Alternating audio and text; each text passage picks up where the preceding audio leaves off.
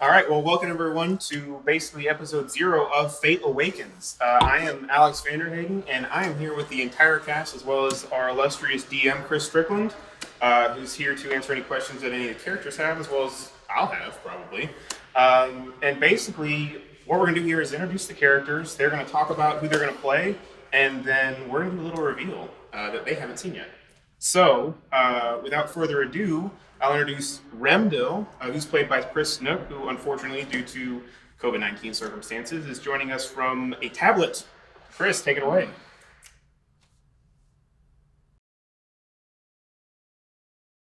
Well,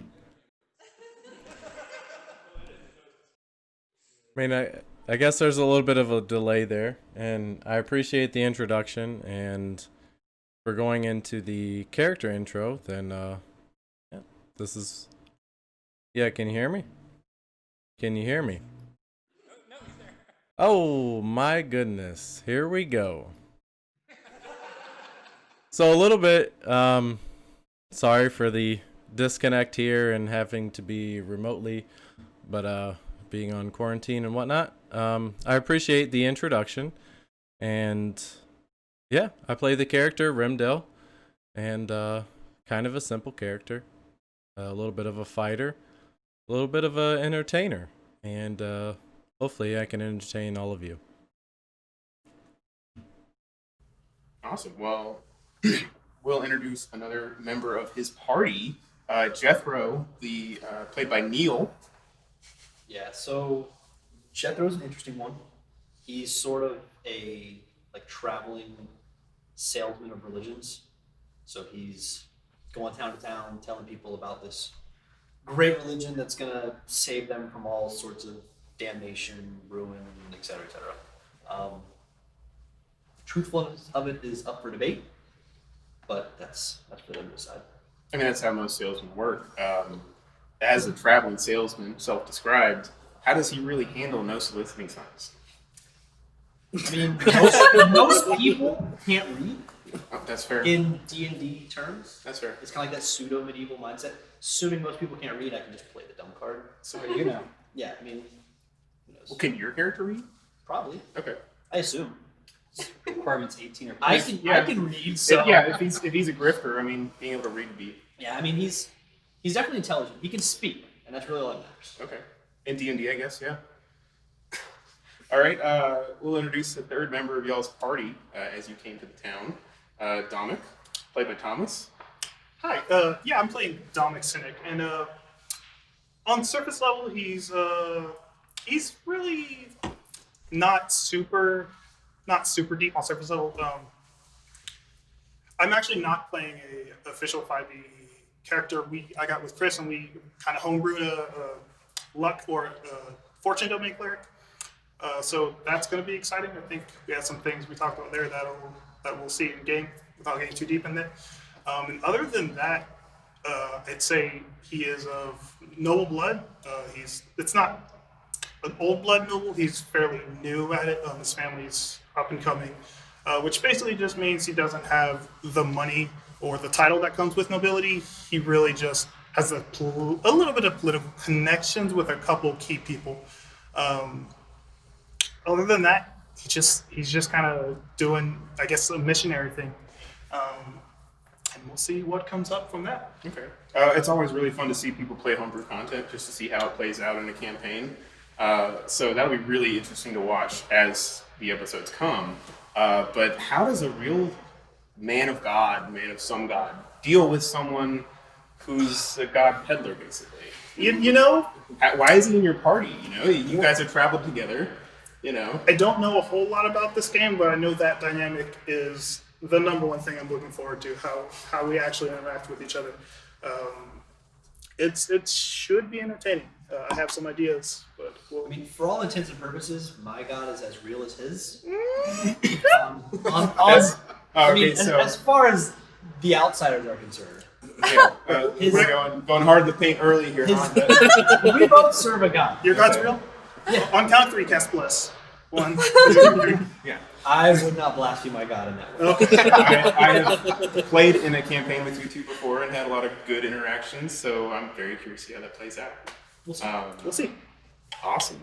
So the party's the 6 people kind of split into 2. 3 of them are travelers. We just introduced them, and then 3 kind of grew up in or around the town that the story starts in. So we'll start there with one of the elders from the town, with Justin, who plays Edmund Gaunt. Yes, Edmund Gaunt is, as he said, one of the elders of the town. He is actually his ancestors. I'm Edmund Gaunt the 17th, and Edmund Gaunt the 1st was one of the builders and founders of this town, Asi Rune, and he established this library where, and we have YouTube videos that go into in-depth all of our characters, but for the sake of the interview as well.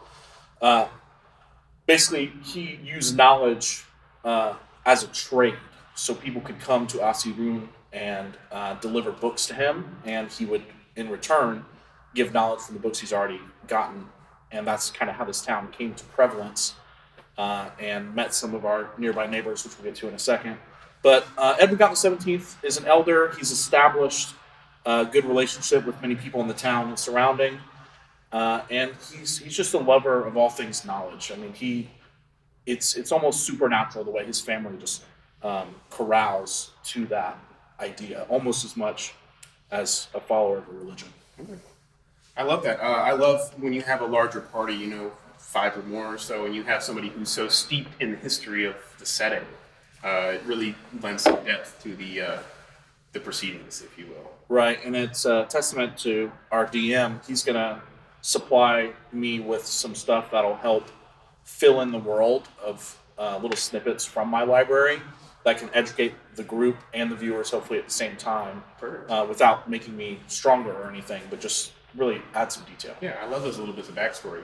Now, regarding Edmund Gaunt the 17th, did you roll a d20 and just come up with 17? Were you trying to get between 3 and 17 or 20 or where did that go? As far as that goes, I wanted it to be absurd.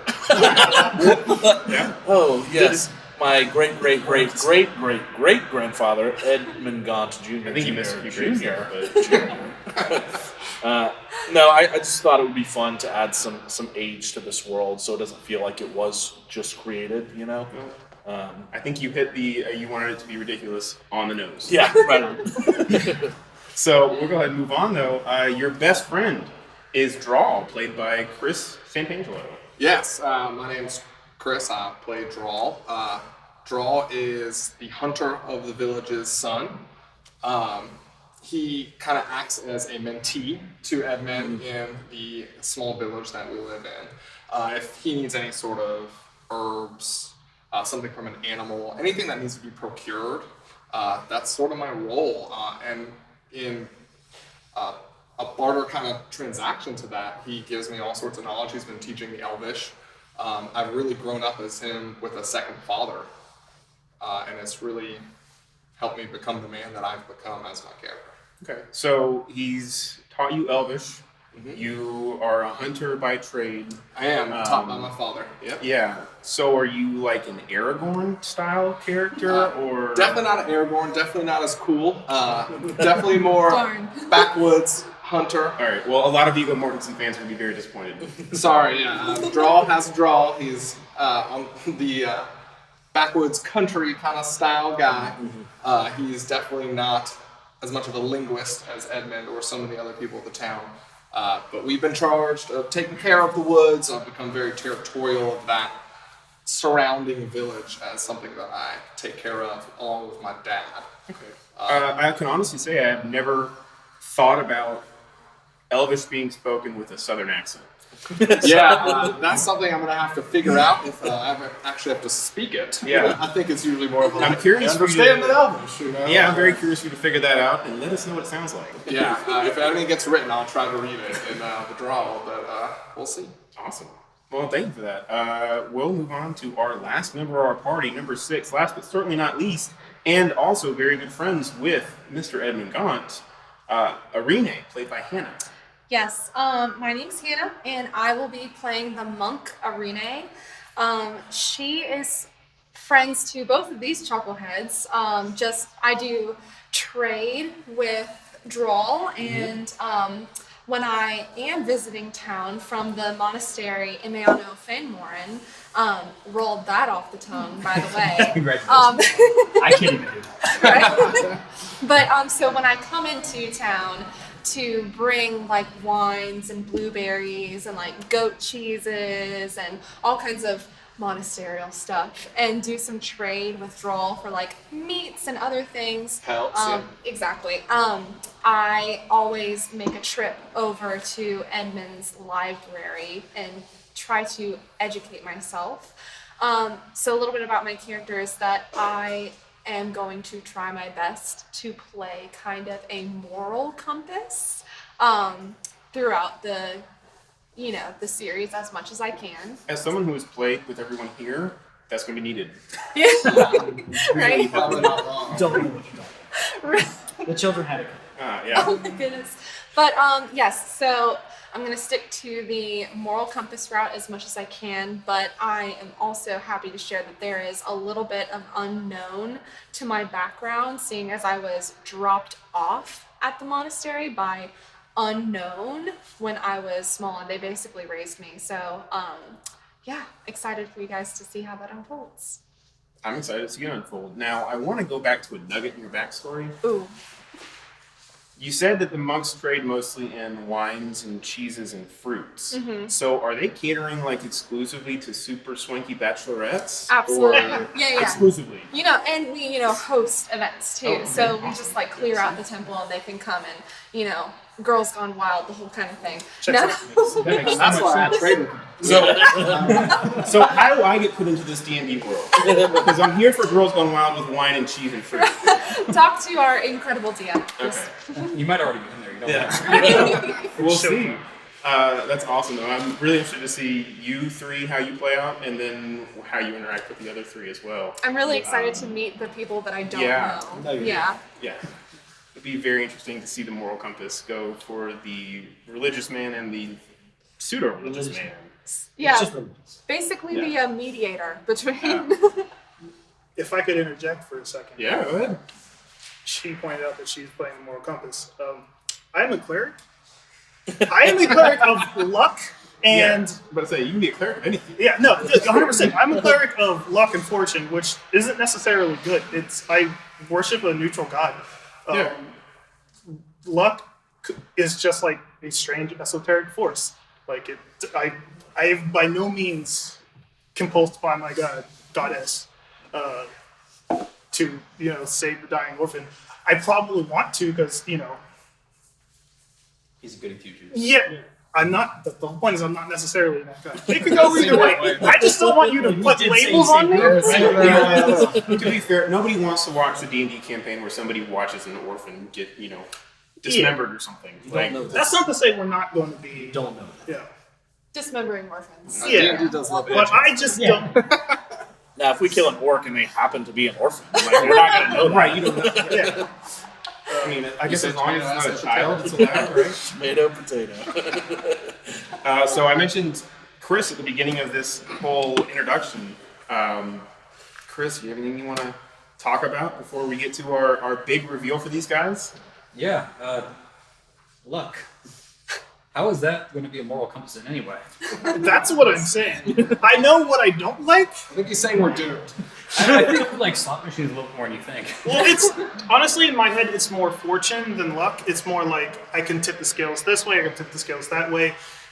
If you pray and do your tithes and do all this stuff, then the universe will reward you, kind of thing. Sure. I do worship a goddess, but it's a little less concrete than most typical D&D settings you would think. Mm-hmm. I just want to say, not beholden 100% to any particular force. It's kind of a large amalgamation of things. Well, I mean, it is episode 0, so I wouldn't behold yourself to anything. Yeah, just Character's going to change and adapt. 100%, 100%. So, Hearing the word I'm- a lot is really worrying. yeah. Yeah. This level 20 version, I'm imagining, is like that chick from, I think it was Deadpool. Domino. Domino, yeah. That's what I'm thinking in my Absolutely. head the whole time, yeah. Well, so far we have luck, knowledge, Compass. moral, Morality. curiosity, immoral, The worst, Yeah. the actual worst. and the controller of luck. Control. Yeah. And then we have the The blank the only real god. Yeah. Then we got the blank slate and Chris Snook playing Rembo. That's right. Yeah. Yep. So it'll The be simple character, or is he?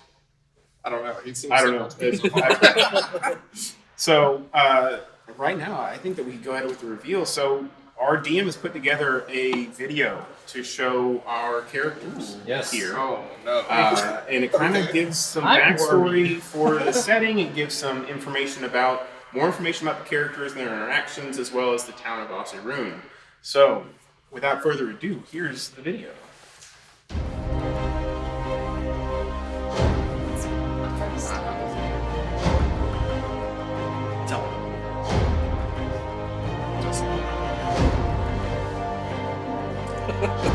Look at that guy. What a killer. It's hard to look at. There it is. There it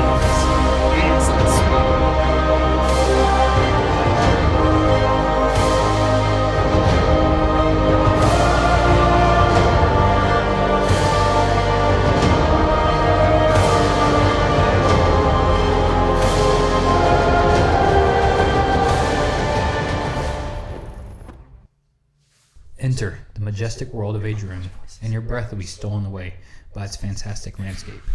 An ornate matrix of expansive, open grasslands, snow-capped mountains, sprawling golden sand deserts, and mysterious ocean basins. Life is bountiful on this planet, and though it has seen its fair share of war, a time of peace graces these lands in these times. Extending across the surface of Adrian are 12 spectacular continents, the largest and most beautiful of which is called Indolux, named for the tribe of elves that were first to discover the area. It has since become home of a large number of races and species that can be found nowhere else in the world, and whom inhabit each and every one of Indolux's many diverse biomes and ecosystems. This landmass is surrounded by several other continents and many gorgeous islands that is only but a day's or so travel away by boat. Although Indolux was once teeming with magic, today much of the enchantments have faded away. Mythical creatures were once so plentiful, haven't been sighted in decades. Dragons and Pegasuses no longer soar through the skies. Unicorns no longer rest by babbling rocks. Mermaids no longer basking along the seashores. And there are no griffins watching you from up high in the trees. Sadly, they're all now thought to be extinct.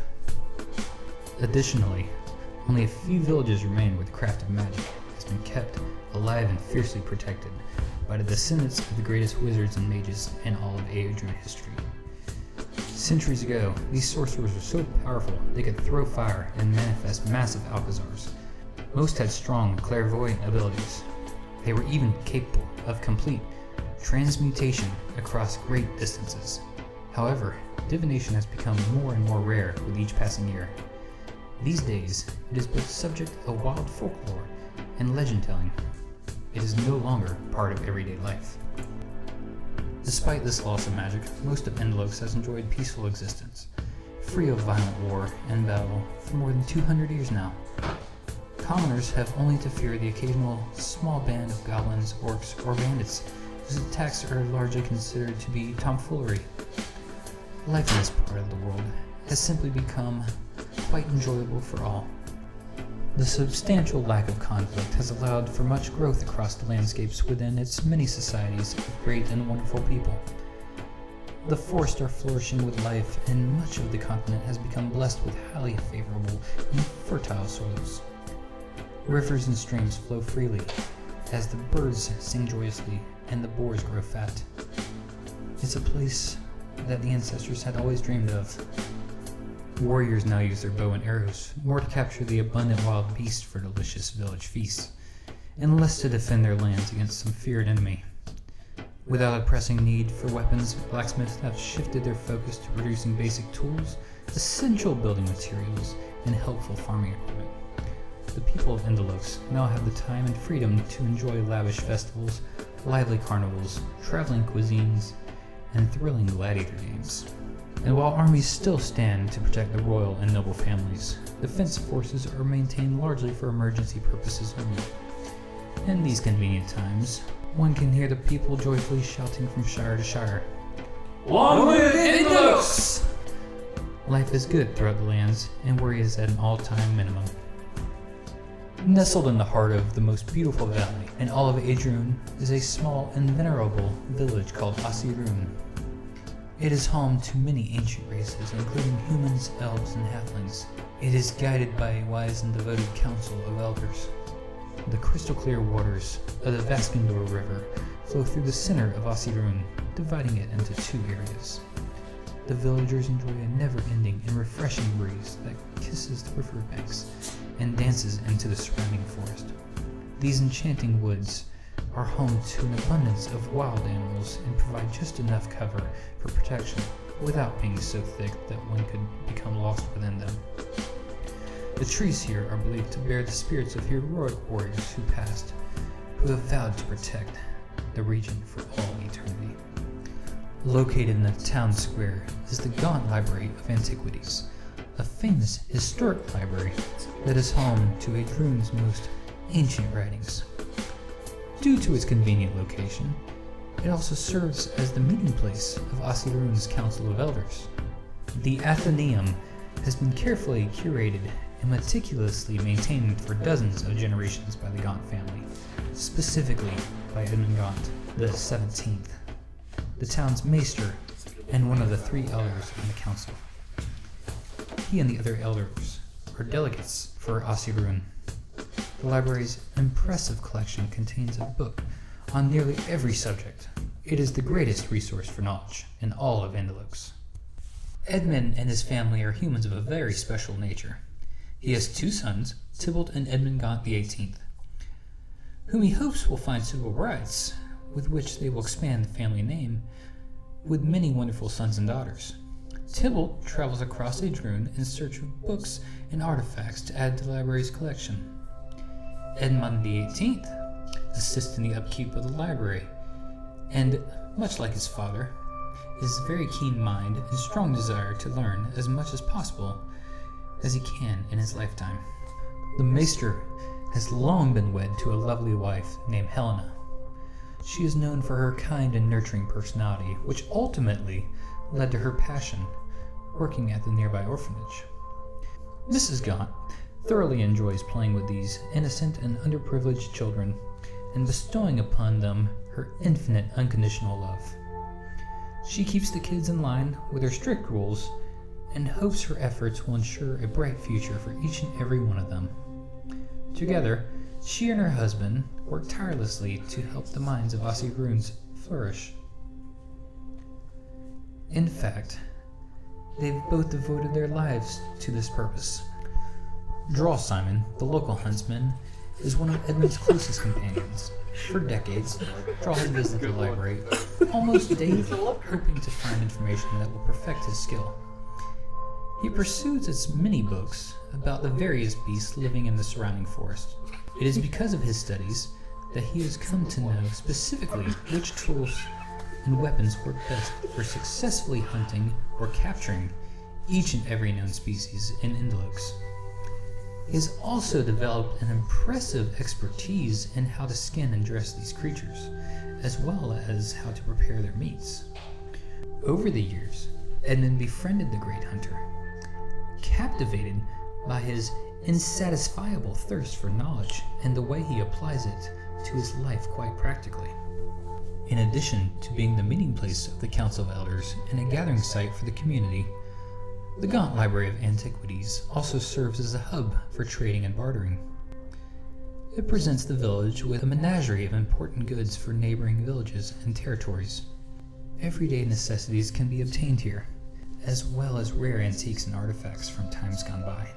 It is said that you might even find precious dragonclaw or griffin beak here, as long as you're on Edmund's good side. For years, Maester Gaunt has taken under his wing one female monk called Rene. Edmund has helped her to trace her elven lineage and to better understand both her genealogical history and the culture of her people. The two have become quite close over the years, and often discuss the future they envision for Asirun. While Asirun is known to be a calm and serene location, there has recently been a rash of unusual incidents, strange, inexplicable happenings that defy logic. Additionally, some of the villagers have exhibited bizarre behaviors that, although seemingly non-threatening, have become the cause for concern amongst the other residents. Feelings of both bewilderment and unease are now beginning to spread throughout the township. In fact, a group of odd travelers entered Asirun only a few days ago, the likes of which have never been seen by those living in this area, save for a couple of elders. It wasn't long before the newcomers began to parade through the streets, preaching about some almighty God who required the villagers' immediate worship. No one really knew what to make of these strange and mysterious acts. They wondered if the group had ill intentions, or if they were completely mad. Shortly after the arrival, there was a spike in the number of unusual incidents that have recently emerged in the area. Suddenly, crops were ready for harvest a month ahead of schedule. The village orphans were somehow appeared on roofs without any means of getting there. The happening seemed almost miraculous, and a perplexing energy seemed to be lurking over the quaint village. Today, the great huntsman, Jarl Simon, has returned from a successful hunt with 5 fat boar in tow, and the butchers already preparing cuts of bacon, flank steaks, tenderloins, and ham hocks. A feast was in order for the residents and visitors. However, many were quite wary of the strange new visitors. They were unsure if they should be rather friendly and inviting, or if instead they should be fearful of them. The uncertainty was beginning to spark a bit of chaos. Also, Irene the elven monk has traveled by mule to Asirun from the monastery in the nearby countryside. She has arrived with her usual haul of goods, with which she will trade and barter at the Gaunt Library of Antiquities, just as she did every week. Upon entering the town square, Irene could sense the unease and confusion. She questioned it, if it were mere convolution or if it's something that required a more serious and firm approach. The monk decided she would speak to Edmund about it as soon as the opportunity presented itself. This is your current state of affairs in the charming township of Asirun, and so your day begins.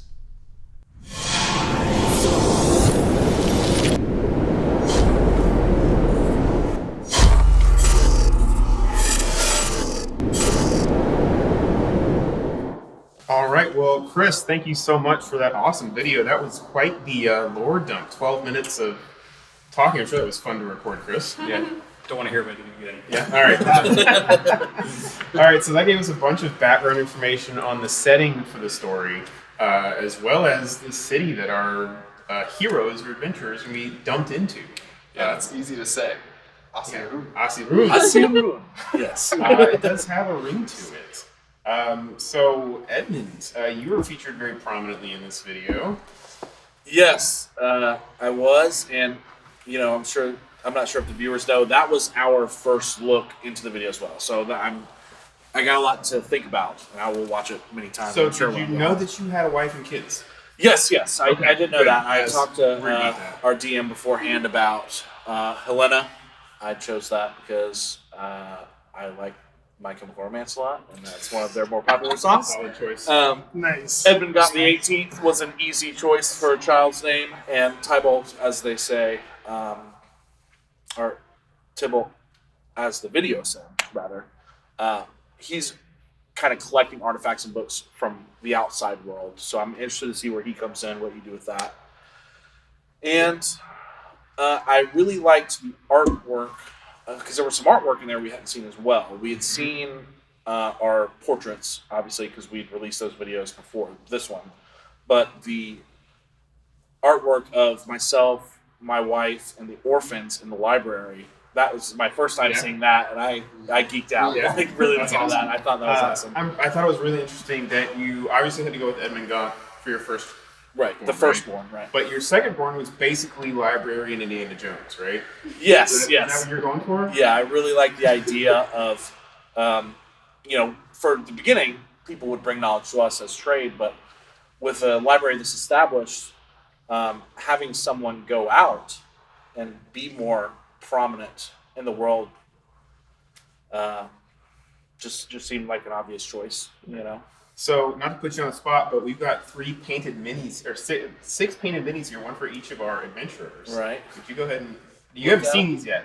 So, you go ahead and pick it up and give it a once-over. All right, I should be able to tell which one, guys. Yep, here's his bald, shiny head. Here we go. You sure it's the right one? You got someone bald next to you too. Yeah, no, I got the right one. Whew. And again, we had a good friend of ours paint these. Yeah, I was just about to ask who painted it. Yeah, that's more Chris's area. Yeah, Thomas, you know him better than I do. Yeah. Yeah, I believe his name is Pete or Peter Kane. I believe is his name. Shout out to your Twitter handle, Instagram. You know, I'm sure he does. We'll put the link down We'll have to below. we'll put the link Yeah, down. yeah. And we'll get some close-ups Yeah. of these to Yeah, show yeah. too. Yeah. Awesome. Pete Kane. He's good people. Does good work. If you Yeah. So the other one that was brought up was Drawl. You know, he's got quite the schnoz on him. He is what in Aussie Rune they'd call Lady Killer. Yeah. Okay. All the wenches seem to go to the shack out on the border of the woods, you know? Yeah. Without their Wenches father's to the approval. shack, eh? Yeah, it's pretty stereotypical that way. It's a good time out in the countryside shack. That's awesome. You keep saying shack. All right. So to get off of the shack I conversation, do share with my Yeah. father. Yeah, okay. I don't want to know about your One Eskimo room brothers with thing. your father, even if it is a character. So would you grab your mini and Yeah, let's take a look. let me know what you think? The one with the bow. It's the obvious one, yeah. Yeah, it's very well painted. He looks more attractive in the mini. I mean, the nose is smaller, so Yeah. Not.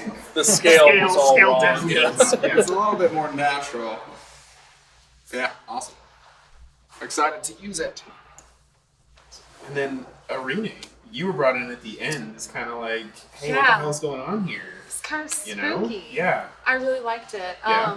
I liked that, like, I don't know, it was kind of cool that I kind of get to start the actual timeline Yeah. of Yeah. the whole adventure that we're all about to embark on. Yeah, I really liked it. That was so fun. So, would you consider your character an empath since she's able to pick up on that seemingly so quickly as soon as she comes into town? Or is she yes. just generally compassionate? So I would definitely consider her an empath. She has, like, growing up in the monastery, she's been much more of an observer, like picking up on the way that people interact with each other and determining bad and good from seeing those interactions, not so much as like doing it herself. She's like she takes it all in and then like puts it in a timeline together and More of a wallflower than a, party. yes, Okay. definitely, Makes definitely. sense. All right, you've got a mini over there. I know, the other Yeah, Baldy. denying it, yeah. Yes, so she looks super cool. I'm sure you guys will on the video see a close up of this, but she has the really cool tattoo on her forehead. Yeah, we saw it in the from her artwork leg. of the video. Yeah. Now, is that normal of the monks in that monastery? So of the monks, yes. Okay. Yeah. And then she's got like a really cool staff, and I like all of the colors on this. I think it just looks really, really cool. And So she's an elf? yes. Okay. Are most of the people in the monastery human since you were orphaned, I suppose? Most of them are. Most Most of them are? There's a couple of elves and a few half elves, but most are generally human. Yeah. Okay. So very, very happy with Awesome. this.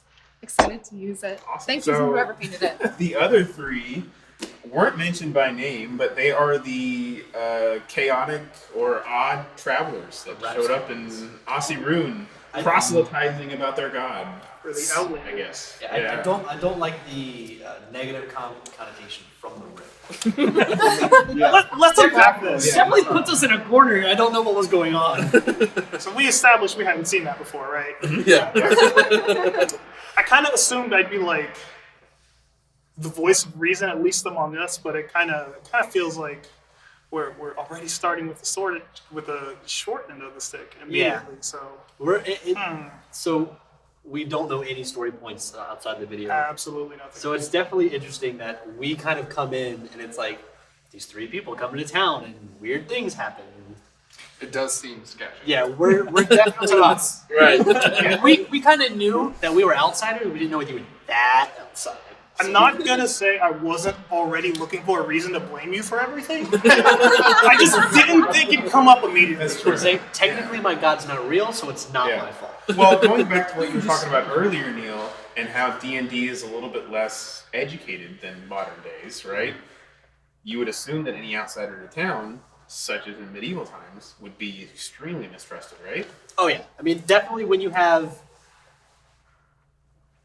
depending on how the librarian's done, they might not know his god. They might not know my god or gods. We have a gladiator with us who they don't really know what to expect. You got two people traveling together preaching about different gods, And the muscle. and then you got the muscle with us. It definitely draws some eyes when. Yeah, so in a normal D&D campaign, this would seem odd. Yeah. In this one, it seems even more so. Yeah. Now, how That's close weird. are you three? You're coming into town together, but were you traveling long together? They don't know each other more than a week, maybe a week and a half. It's been So about a week. You're just learning each other as well.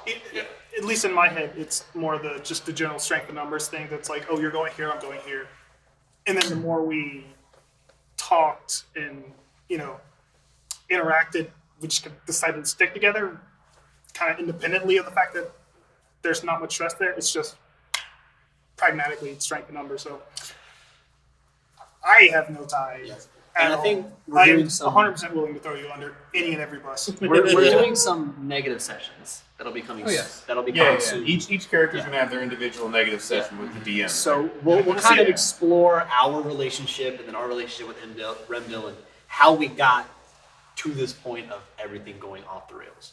So it's going to be explored, but there's definitely, I don't want to call it like a bromance, but he's got a god, I've got a god. Our gods don't like each other. It so- almost feels more like, sorry to cut you off, it almost feels more like a competition thing. Like, Yeah. I'm pretty sure I'm not going to be telling 100% truths. Who Kind does? of, so like, Who I does? can't really judge you. I'm just, So you guys are going to be like frenemies. We're competing for the same Yeah. souls. it feels, it feels that way to me. Have you ever seen two real estate agents with one buyer? Yeah. Like Shang Tsung and Shao Kahn are on Yeah. the same team, Yeah. but not really. I'm also open to the possibility of, if it happens in game, we could just click immediately and it turns out we're good friends depending on it. I don't see that happening, but I don't think it's I good think to. between this session, your negative sessions, and then the first session, we'll flesh something out. We'll figure it out. And we've played sessions before, and we've usually had that kind of very different, but ended up working together in some weird buddy cop way. So For it's like what, 2 sessions until one of y'all died? yeah. Do we want to Because mention? someone decided to yell at hobgoblins? There was the time that we both drank blood from the same unicorn. I just want to point that I mean, out. if you're not going to bomb there. I believe you were also. I was in that one. Yeah, that Yeah, was so there interesting. Was that like we your have a first history of like Yeah. buddy cop weird vibe things going on. So we'll see how it goes.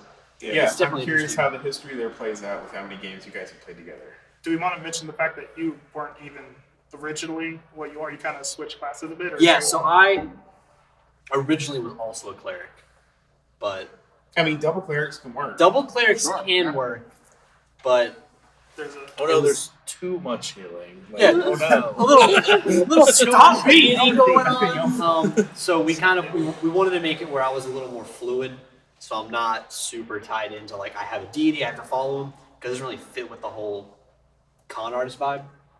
So we also homebrewed a class for me, a subclass. So it kind of plays into the whole.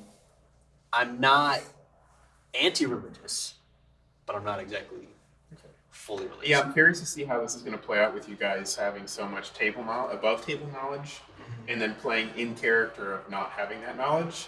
So you guys aren't just kind of metagaming pigeon the whole time. So Metagaming. I think it'll be interesting Really when that curious to see how story that goes. fits. And now they're adjusting. And I think that'll change a lot Yeah. Yeah. for all of us. Curious, yeah. I think that you guys are going to find that the less you know about each other, because I think this is probably as much background as you guys want or should have. the less you know about the other characters, the better the game is going to be for you. Oh yeah. Well, and predicting what's going to happen or trying to plan out in any way what's going to happen is going to be fixed pretty easily by the improvisational tone that D&D has in general, and the curveballs that our DM is going to throw us. I mean, we can only plan so much and talk so much here about, I wonder what our relationships will be like.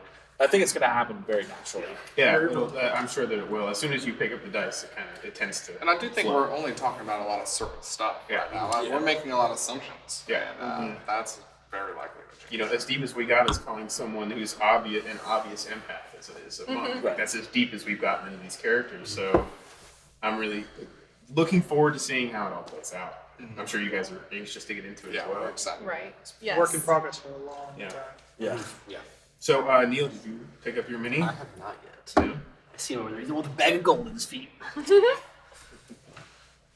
Yeah, I definitely went with like the traveling. Like, I'm not trying to look flashy, but we all know I got it.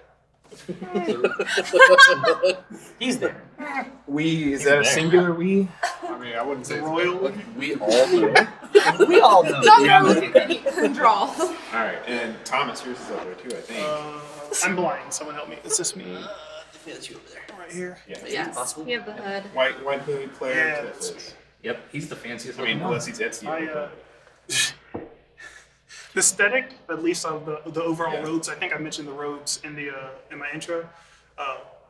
They're not typical cleric robes, but I'm wearing them over armor, which will be or armor over the robe. So that'll be interesting to see how that actually works, because I'm not even sure what kind of armor we mechanically technically have.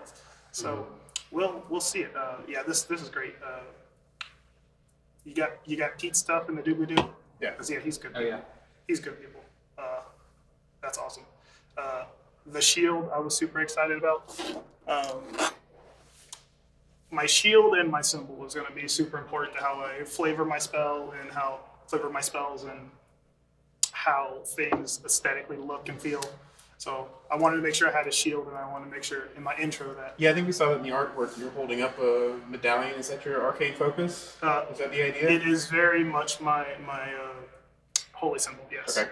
If you have time for a minor story, quick story. Very quick. Very quick. When I got the art commissioned, I kind of made my artist a little upset because the symbol doesn't make sense because it's floating, free floating. And he's like, I'm going to have to make your character hold it. So he's holding the holy symbol in the art. And no one likes drawing hands. It's the worst. So I made the artist draw hands. So he was like, fine, I'll do it. Yeah, I've seen other animators come up there and they talk about hands and horses. Yeah. Well, Do how not about draw this? horses.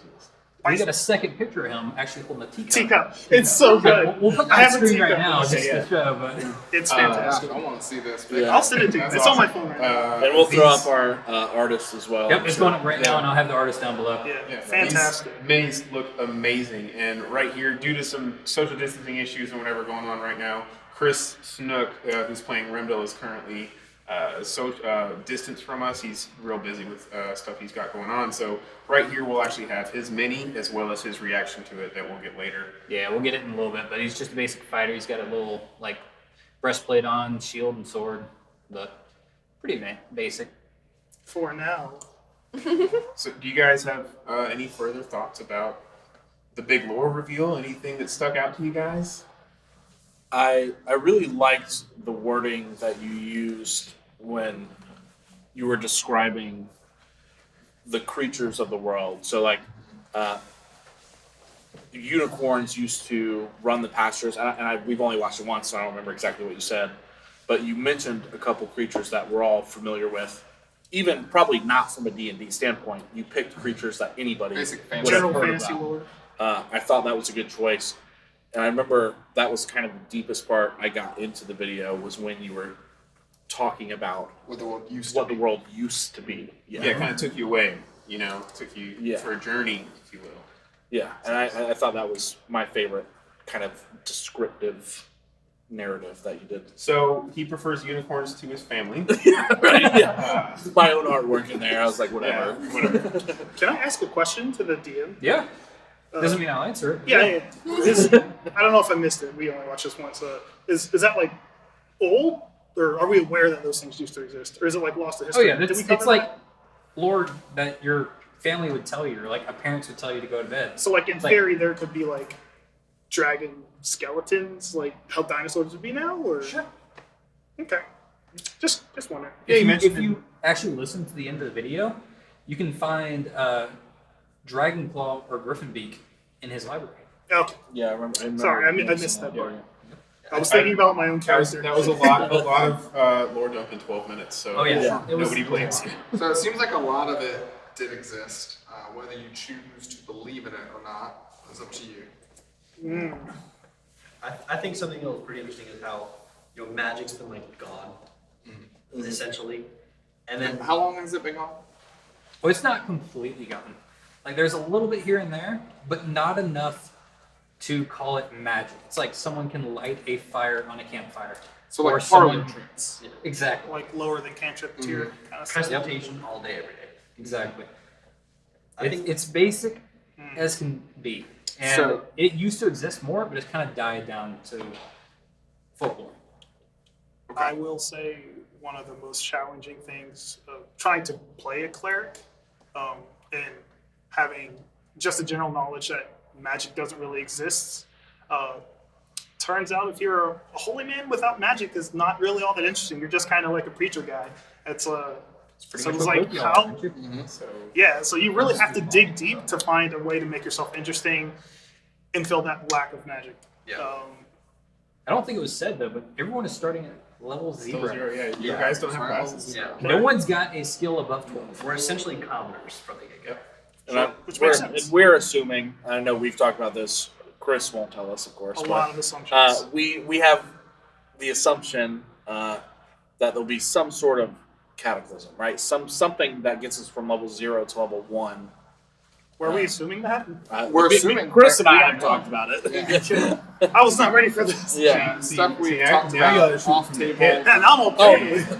You know, I can't answer couldn't these. I'm verify. not the DM. But I think if it's not, at least you have knowledge and I have bow skills. Like these other guys who just preach God. I think the interesting thing is that we have no magic, right? Or low magic, you want to say. And then Y'all have none. the world has low magic, and then we walk into town with Remdil, and suddenly what was it? Like plants start growing, animals are fatter. It's like all these like magical things are happening with our arrival. So it's almost like a Salem witch trial type thing, where it's like, where's this magic coming from? Is it these 3 random guys, 2 of which are talking about gods that we We never were heard literally of? witches. Like Yeah, if we you- are essentially witches. Yeah. Yeah, like And we're not an overly religious town, even with the monastery nearby. No. No. do I know if I have a? if But there's that's a definitely going to make us question some things. Right. do I know if there's a representation of my goddess in this city, or am I just? Is that where? Your area is pretty much the only place you've seen your Okay. goddess. So outside of your area, it's pretty scarce.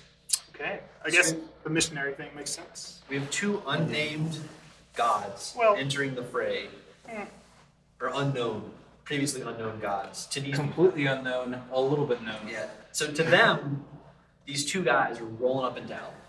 Hey, listen to us. We're going to talk about our gods, our deities. Magic stuff starts going down, and that's just where we pick up. And then I walk into town like, something feels wrong. You see a little kid on a roof? Yeah. That's Right. That is. Hey, what are you doing? We're not like playing this up. Exactly. This is the extent of our knowledge. Yeah, this is What it. we have right here is the Yeah. extent of our knowledge. How we come together, I think, was going to be fun. I think having 2 groups that are already together is going to help with those negative sessions. For sure. And then it feels as if almost only one person from each group can get along, and then that And can it'll mesh. Yep. And I think it's But then again, a lot of assumptions, right? I mean, we're in the dark here. important Yeah. to discuss what the negative sessions kind of are. It's Yeah, I gonna don't think be- we went into that too much. It's going to be, so we have our party, us and Remdil, and then you 3 will have a party. And we'll essentially have a couple sessions. Previous to Yeah, this little like, scene. it's almost like the prologue. So Yeah. it's what's happening before session number 1, before magic kicks in, before we all meet.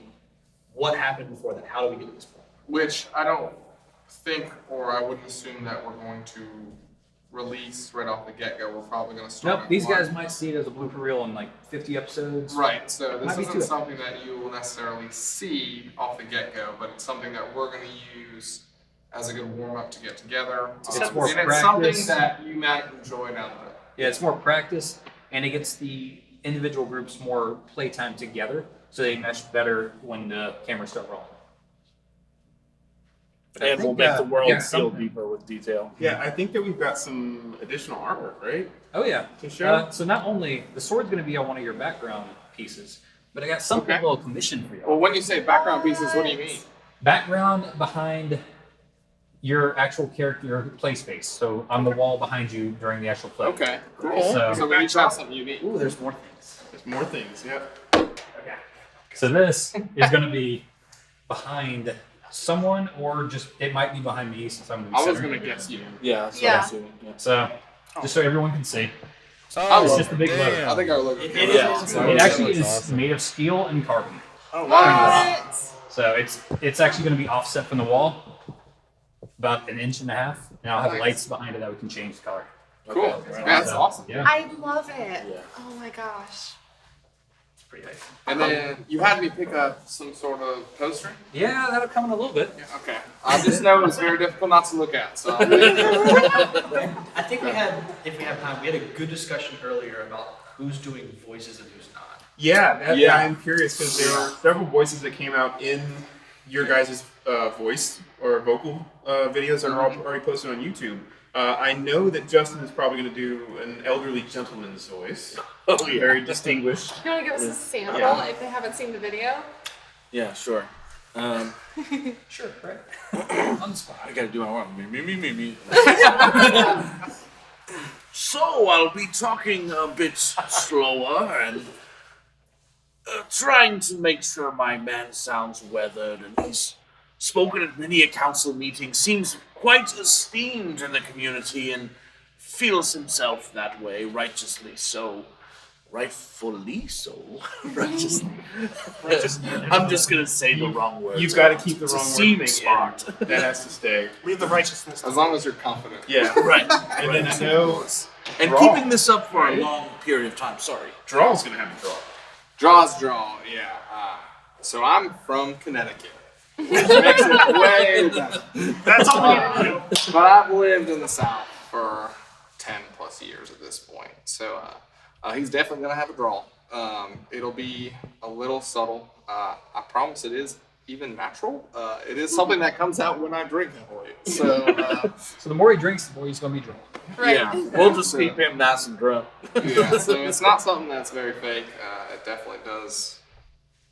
It'll be coming out whether I want to or not. You know? Right. It'll be all right. It is. what Hannah, it have is. you decided on a voice? You're gonna keep... So Arena isn't going to have so much of a voice as I know as Hannah. I have a lot of different levels to my voice. Like I am a girl and I'm a singer and I throw my voice around all the time. So it's not going to be so much as like a voice that's not my own, but as like total emotional control. Like everything is going to be like not monotone, but like not easily excitable voice, not Reserved. a lot of like Yeah. levels, very, very reserved, which is going to be very different from any character that I've done previously. So that'll be super fun. I think it's I'd like to see fascinating it if you lose control. Right. Right. Well, Yes. the thing is Yes. that you save that Yeah. for the like, More dramatic moments. I Oh. love watching people play characters that they wouldn't play. yeah. You know, I think it's one of the most fun things to watch. In my head, I'm picturing, I compare stuff to a lot of other people in my head. I'm imagining Teal'c from Stargate. Yes. Like, oh man, I love. He's also the voice of the new God of War game. That might be more current for people. But Kratos, yeah. Yeah, I don't know how our audience is going to skew on that one, whether Yeah. they're going to do God of War or Teal'c, you know? Yeah. I can see it either way. Yeah. I hope it's Either Teal'c. way. I hope it's Teal'c. I love Stargate. Neil, in your vocal video, there was a bit of a voice, but I couldn't tell if that was kind of the salesman coming out or if that was the character. if that Yeah, makes so sense. it's something. So we first kind of put the character together. He's definitely like got that Southern pastor vibe, like the tent gospel whole thing.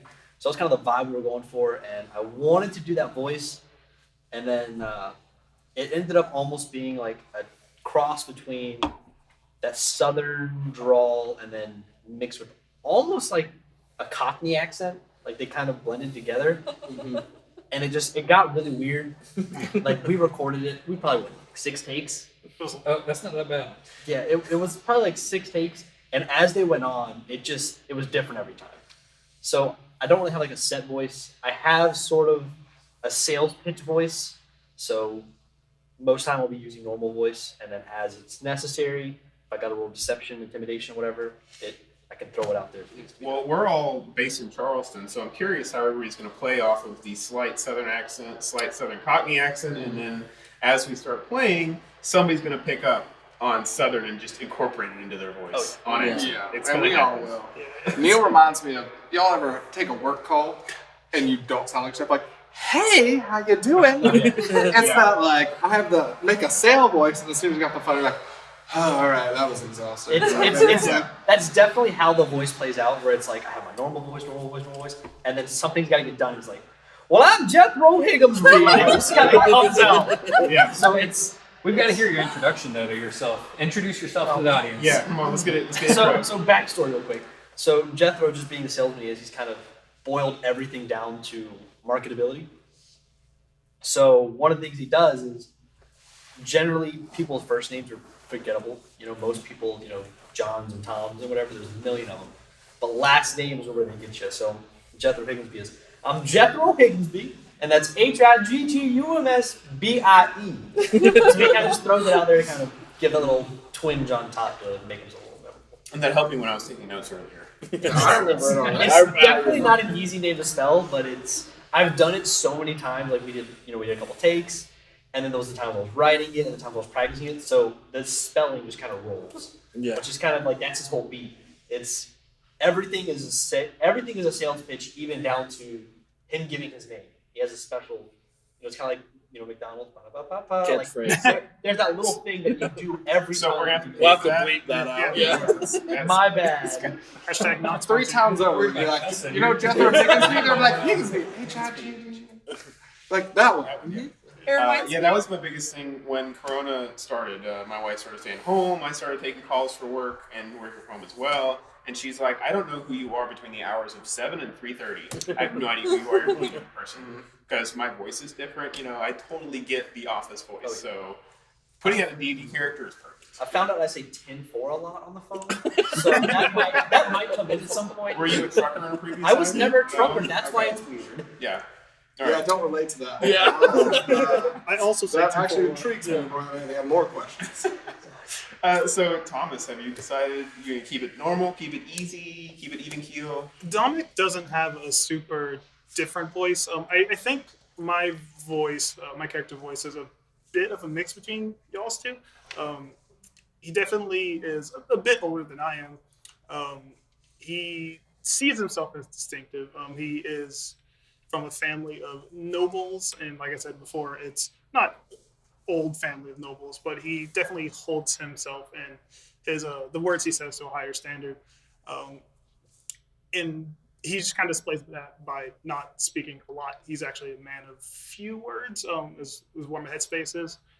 He has typically a higher wisdom. So I don't think he's going to be, spouting off this guy's, hey, look at me kind of. He has decent charisma, but I just see him pretty low key. You mentioned something about your character. You said something along the lines of she really Moderates. Yeah, moderates herself, just kind of controls her speech patterns. Yeah. Just keeps it completely in control, like the I level. almost see a lot of your charisma coming out in your body language. Yeah, if that makes yeah. sense. Mm-hmm. I feel like it's a mix of being able to control that and then, just being experienced enough to know that talk when I need to talk and don't when you don't. And I feel like I only talk if I have strong opinions, and there's a couple things already that I know I have strong opinions on.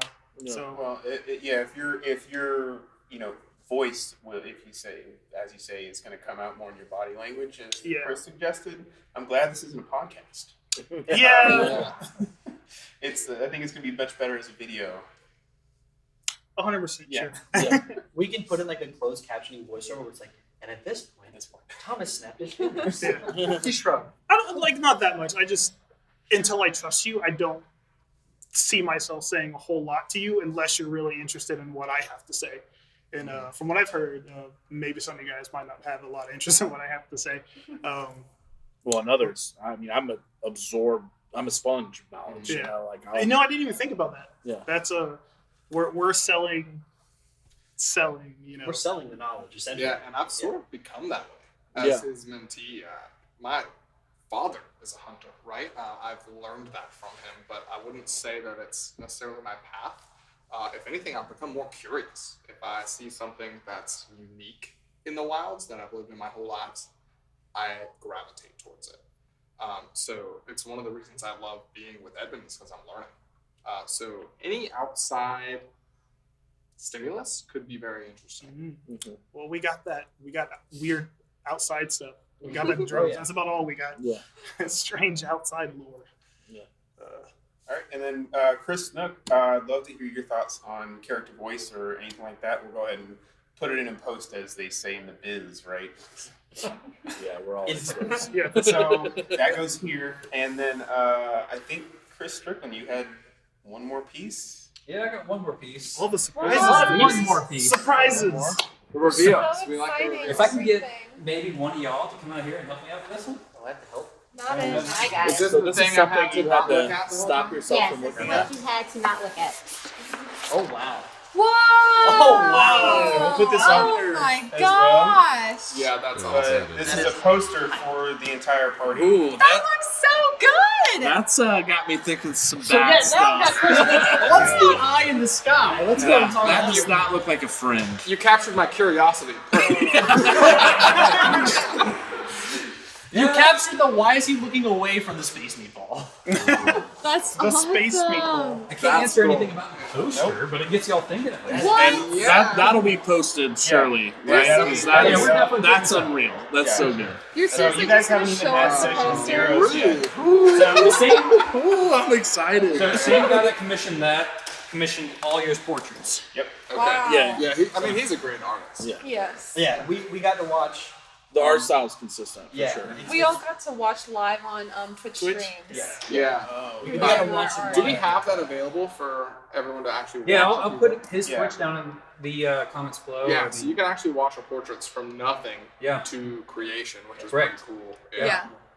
The cool part is like as he was drawing it, you know, we were talking to him sort of on a side message. Yeah, we And there was a couple times where I'd be like, "Hey, can you make his, you know, eyebrows a little bit this?" And you'd see him in as he's without even missing a beat, he's editing it. Yeah.